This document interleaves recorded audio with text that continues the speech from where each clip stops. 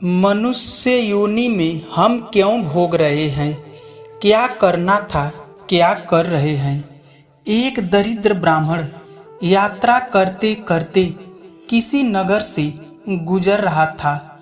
बड़े बड़े महल को देखकर ब्राह्मण भिक्षा मांगने गया, किंतु उस नगर में किसी ने भी उस ब्राह्मण को खाने को कुछ नहीं दिया। आखिरकार दोपहर हो गई तो ब्राह्मण दुखी होकर अपने भाग्य को कोसता हुआ जा रहा था। सोच रहा था, कैसा मेरा दुर्भाग्य है, इतने बड़े नगर में मुझे खाने के लिए 2 मुट्ठी अन्न तक नहीं मिला। रोटी बनाकर खाने के लिए 2 मुट्ठी आटा तक नहीं मिला। इतने में ही एक सिद्ध संत की निगाह उस ब्राह्मण पर पड़ी।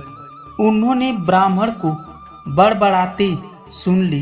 वे बड़े पहुँचे हुए संत थे। उन्होंने कहा, हे दरिद्र ब्राह्मण, तुम मनुष्य से भिक्षा मांगो, पशु क्या जाने भिक्षा देना। यह सुनकर ब्राह्मण दंग रह गया और कहने लगा, हे महात्मा, आप क्या कह रहे हैं? बड़ी बड़ी महलों में रहने वाले मनुष्य से ही मैंने दीक्षा मांगी है। ब्राह्मण बोले, नहीं ब्राह्मण, मनुष्य शरीर में दिखने वाले वे लोग भीतर से मनुष्य नहीं है।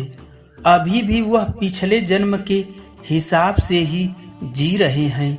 कोई शेर की योनि से आया है तो कोई कुत्ते की योनि से आया है, कोई हिरण की योनि से आया है तो कोई गाय या भैंस की योनि से आया है। उनकी आकृति सिर्फ मानव शरीर की है, किंतु अभी तक उनमें अच्छा इंसान तो निखरा नहीं है। और जब तक मनुष्य नहीं निखरता तब तक मनुष्य की पीड़ा का पता नहीं चलता। दूसरे में भी मेरा प्रभु ही है, यह ज्ञान नहीं होता।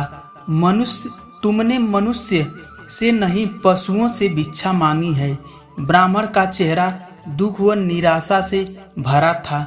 सिद्ध पुरुष तो दूरदृष्टि के धनी होते हैं। उन्होंने कहा, देख ब्राह्मण, मैं तुझे यह चश्मा देता हूँ। चश्मे को पहनकर और जा, कोई भी अच्छा मनुष्य दिखे उससे भिक्षा मांगकर फिर देख लेना क्या होता है। वह दरिद्र ब्राह्मण जहाँ पहले गया था वहीं पुनः गया और योग सिद्ध वाला काला चश्मा पहनकर गौर से देखा तो वाकई में कोई कुत्ता है, कोई बिल्ली है, कोई भेड़िया है। आकृति तो मनुष्य की है, लेकिन संस्कार पशुओं के है। मनुष्य होने पर भी मनुष्य के संस्कार नहीं है। घूमते घूमते वह ब्राह्मण थोड़ा सा आगे गया तो देखा कि एक मोची जूते सिल रहा है। ब्राह्मण ने उसे गौर से देखा तो उसमें अच्छे मनुष्य का निखार आया। ब्राह्मण ने उसके पास जाकर कहा, भाई तेरा धंधा तो बहुत हल्का है और मैं हूँ ब्राह्मण। रीति रिवाज एवं कर्म कांड को बड़ी अच्छी तरह से पालता हूँ। मुझे बड़ी जोर की भूख लगी है, इसलिए मैं तुझसे मांगता हूँ, क्योंकि मुझे तुझमें मनुष्य तो दिखा है। उस मोची की आंखों से टप टप आंसू बरसने लगे और बोला, हे प्रभु, आप भूखे हैं? मेरे भगवान, क्या आप भूखे हैं? इतनी देर तक आप कहाँ थे? यह कहकर मोची उठा एवं जूते सिलकर टका। आना दो आना बगैर जो इकट्ठे किए थे उस चिल्लर रेजगारी को लेकर हलवाई की दुकान पर जा पहुंचा और हलवाई से बोला, भाई मेरे इन भूखे भगवान की सेवा कर लो।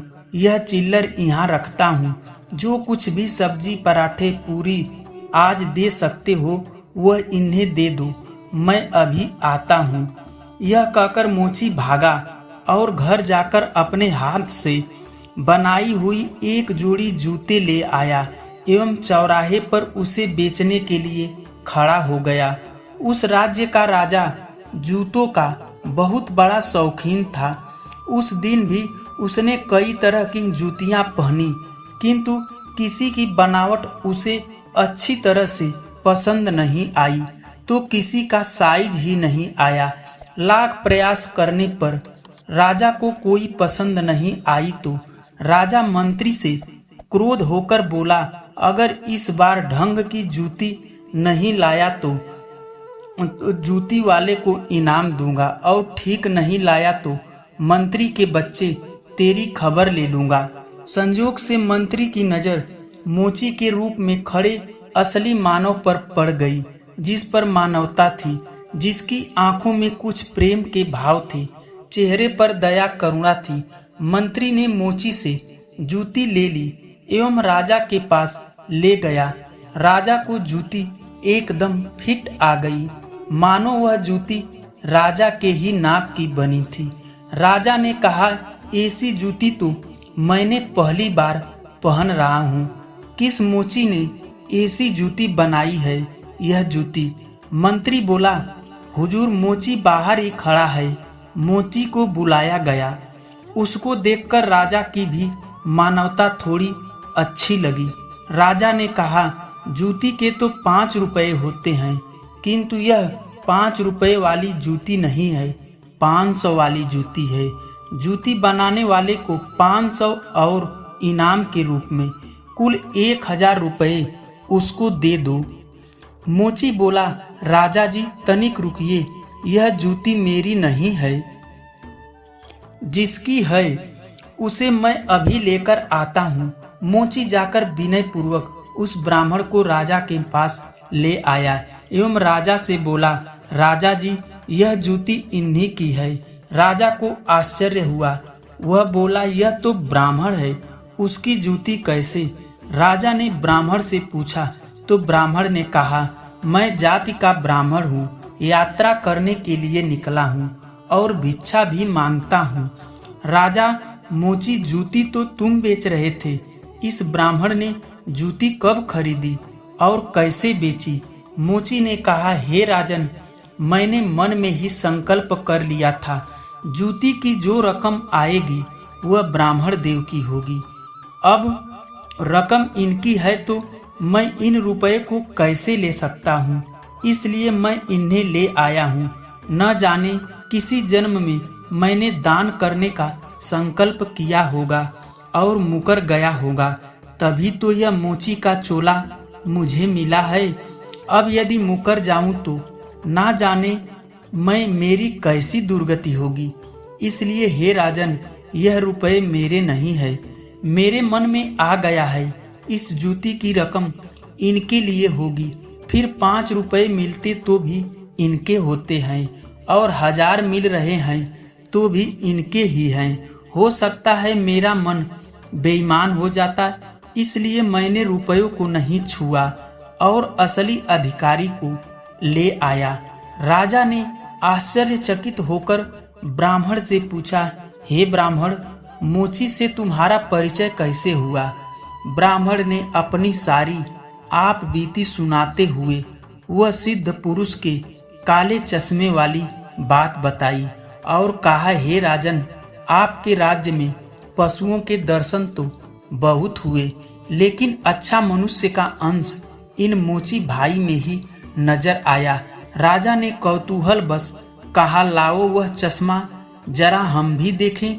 राजा ने चश्मा लगाकर देखा तो दरबारियों में उसे भी कोई सियार दिखा, कोई हिरन दिखा, कोई बंदर दिखा, कोई रींछ दिखा। राजा दंग रह गया, यह तो पशुओं का दरबार भरा पड़ा है। उसे हुआ कि ये सब पशु है तो मैं कौन हूँ। उसने आईना मंगवाया एवं उसमें अपना चेहरा देखा तो फिर उसके आश्चर्य की सीमा न रही। यह सारे जंगल के प्राणी और मैं जंगल का राजा शेर, यहाँ भी इनका राजा बना बैठा हूँ। राजा ने कहा, हे ब्राह्मण देव, योगी महाराज का यह चश्मा तो बड़ा गजब का चश्मा है। वह योगी महाराज कहाँ होंगे? ब्राह्मण, वे तो कहीं चले गए होंगे। ब्राह्मण ने कहा, ऐसे महापुरुष कभी कभी ही और बड़ी कठिनाई से मिलते हैं। श्रद्धावान ही ऐसे महापुरुषों से लाभ उठा पाते हैं। बाकी तो जो मनुष्य के चोले में पशु के समान है, वे महापुरुष के निकट रहकर भी अपनी पशुता नहीं छोड़ पाते। ब्राह्मण ने आगे कहा, हे राजन, अब तो बिना चश्मा के भी अच्छे इंसान को परखा जा सकता है। व्यक्ति के व्यवहार को देखकर ही पता चलता है कि वह किस योनि से आया है। एक मेहनत करे और दूसरा उस हक पर जताता है तो समझ लो कि वह सर्प योनि से आया है, क्योंकि बिल खोदने की मेहनत तो चूहा करता है, लेकिन सर्प उसको मारकर बिल पर अपना अधिकार जमा बैठता है। अब इस चश्मे के बिना ही विवेक का चश्मा काम कर सकता है और दूसरे को देखें उसकी अपेक्षा स्वयं को ही देखें कि हम सर्प योनि से आए हैं कि शेर की योनि से आए हैं, या सचमुच में हम में मनुष्यता खिली है। यदि पशुता बाकी है तो वह भी मनुष्यता में बदल सकती है। कैसे?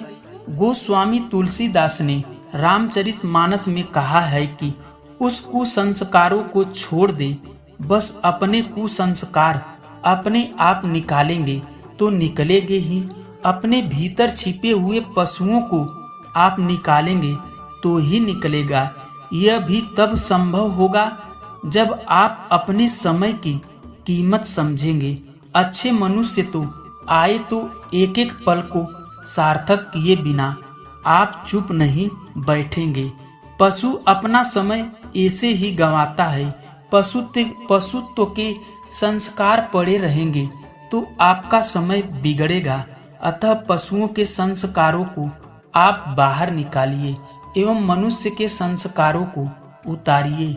फिर से पुरुष का चश्मा नहीं वरन अपने विवेक के चश्मे को पाने की युक्ति मिलती है। हरि नाम संकीर्तन यानी सत्य का संग व सत्संग से। तो हे आत्मजन, मानवता से जो पूर्ण हो वही मनुष्य कहलाता है। बिना मानवता के मानव तो पशु तुल्य ही रह जाता है। इसलिए आप जो भी कमा रहे हैं उसमें से यथासंभव दान करते रहें। जो सेवा आपको सही लगे उसी में। धन्यवाद दोस्तों, यह कहानी आपको कैसी लगी हमें लाइक और कमेंट करके जरूर बताना और हमारे चैनल को सब्सक्राइब भी करना। धन्यवाद।